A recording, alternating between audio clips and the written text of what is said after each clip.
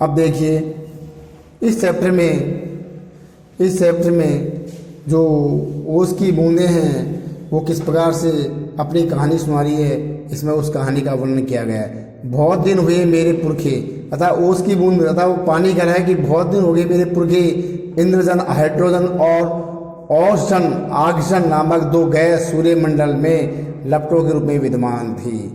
अर्थात मैं भी इन्हीं की पूर्वज हूँ, अर्थात ये मेरे पूर्वज क्यों है, मैं पानी हूँ और पानी हाइड्रोजन ऑक्सीजन से पानी बना है, तो मैं भी इन्हीं की लपटों में विद्यमान थी। यह इसने अपनी कहानी बताई है कि मैं इन्हीं के साथ हूँ।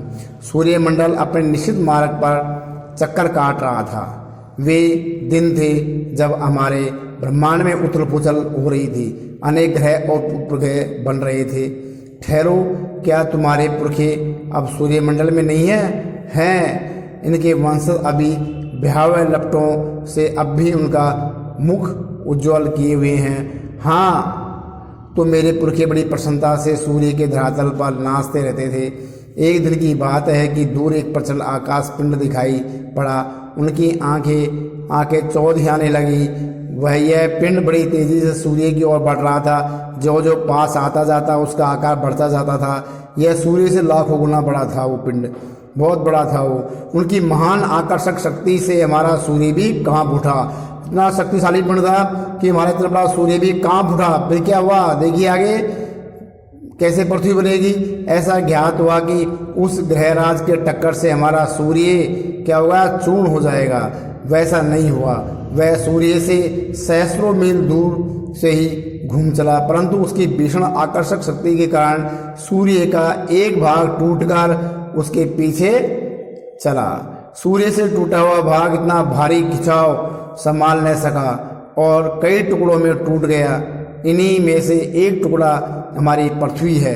वह प्रारंभ में एक बड़ा आग का गोला थी ऐसा, परंतु इन लपटों से तुम पानी कैसे बनी मुझे ठीक पता नहीं है। हाँ, यह सही है कि हमारा जो ग्रह ठंडा होता चला गया और मुझे याद है अरबों वर्ष पहले मैं हाइड्रोजन और औषध के रासायनिक क्रिया के कारण उत्पन्न हुई हूँ। उन्होंने आपस में मिलकर अपना प्रत्यक्ष अस्तित्व गंवा दिया और मुझे उत्पन्न किया। मैं उन दिनों भाप के रूप में पृथ्वी के चारों ओर घूमती फिरती थी। उसके बाद न जाने क्या हुआ, अब मुझे होश आया तो मैंने अपने आप को ठोस बर्फ के रूप में पाया। मेरा शरीर पहले भाप रूप में था और अब वह अत्यंत छोटा हो गया था। वह पहले से कोई 17वां भाग रह गया था। मैंने देखा कि चारों ओर मेरे असंख्य साथी बर्फ बने पड़े थे।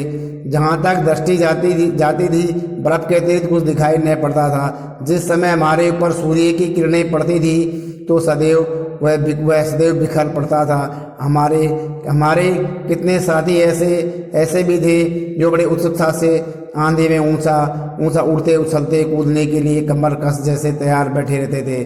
बड़े आनंद का समय रहा होगा वहाँ, बड़े आनंद का। कितने दिनों तक? कई लाख वर्षों तक, कई लाख, हाँ चौकों नहीं। मेरे जीवन में 100-200 वर्ष दाल में नमक के समान भी नहीं है। मैंने ऐसे दीर्घजीवी से वार्तालाप करते जान अपने को धन माना और ओस की बूंद के प्रति मेरी श्रद्धा बढ़ चली गई। हम शांति से बैठे एक दिन हवा से खेलने की कहानियां सुन रहे थे कि अचानक ऐसा अनुभव हुआ कि मानो हम सरक रहे हों। सबके मुख पर हवाइयाँ उड़ने लगी और अब क्या होगा। इतने दिन आनंद से काटने के पश्चात अब दुख सहन करने का साहस हम में न था। यह था बहुत पता लगाने पर हमें ज्ञात हुआ कि हमारे भार से ही हमारे नीचे वाले भाई डूबकर पानी हो गए हैं। उनका शरीर ठोसपन को छोड़ चुका है और उनका शरीर तरल पर हम फिसल चले हैं। मैं कई मास समुद्र के इधर उधर घूमती रही।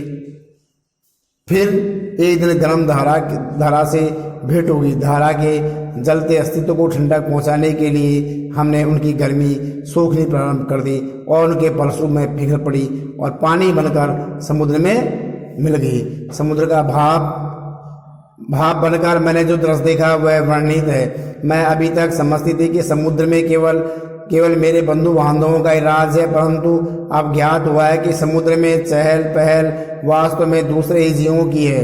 वहाँ कितनी निरा नमक भरा है। पहले पहल समुद्र का खारापन मुझे बिल्कुल नहीं पाता, जी मलचाने लगा, पर धीरे धीरे सब कुछ सहन हो गया। एक दिन मेरे जी में आया कि मैं समुद्र के ऊपर तो बहुत घूम चुकी हूँ, पर भीतर चलकर भी देखना चाहिए।